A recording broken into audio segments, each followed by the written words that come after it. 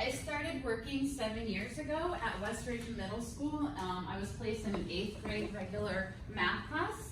I felt like it was a little bit more intensive, but it was definitely labeled regular. I would have had my kids for 2 class periods, so I only had 3 classes, and I was with them as a double block. Looking back, I think this group of kids was the most challenging kids I have ever worked with. But I was just in the beginning of my career, so I didn't know any better.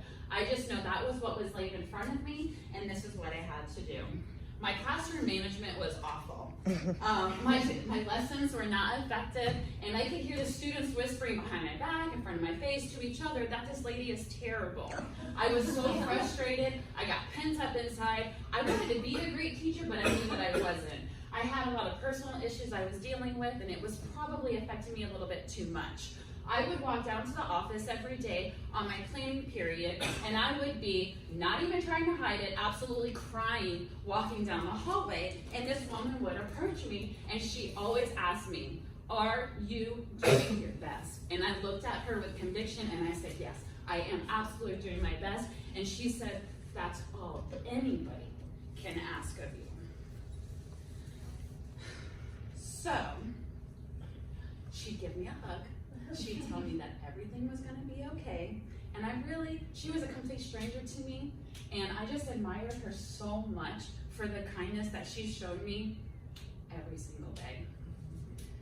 She was part of the 6th grade team, and I heard amazing stories about 6th grade team. They were great collaborators, they had effective lessons, their classroom management was on point. They were everything that I wanted to be, and I wanted desperately to be on that team.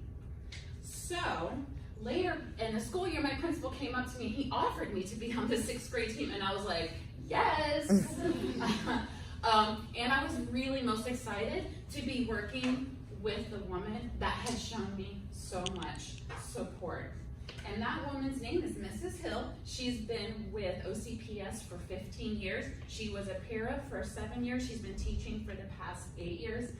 Look at her. She's amazing. She monitors 100% of the time. She can tell you right off the top of her head, like the second week of school, who knows how to divide, who doesn't. She knows who has problems with regrouping, and she's always giving accommodations to all of her students. I feel like 100% of the time, because she's always talking to me about that. She can tell the handwriting from her students. She has at least 120 kids every year. She can look at a paper, she doesn't need to see a name, and she knows exactly whose paper it is. She never complains about work. She's always promoting positive conversations, and she celebrates her kids. They complain about her. They say she gives us too much work and she's so mean, but they do absolutely love her. And I can tell that because they come back and visit her every year. She teaches with love, she leads by example and not by a title. She teaches summer school every year. She tutors every moment she can. And it doesn't matter if she gets paid for it, she just volunteers her time because that's how much she loves her kids. She has been my mentor from the first year we started working together, and we have been together for 5 years. She's helped me develop resources for students, draft practice tests. She's helped me grade fairly. She's helped me keep a cool head. And she shows me that there's greatness in everybody. She's been my constant support over the years, and I'm so happy to announce this year that she is Teacher of the Year. Thanks to my nomination, but I was really blessed to give something to somebody that has given so much of herself for so long. And she is loved and appreciated by everybody. Now for the first time in 6 years, I have a different planning period.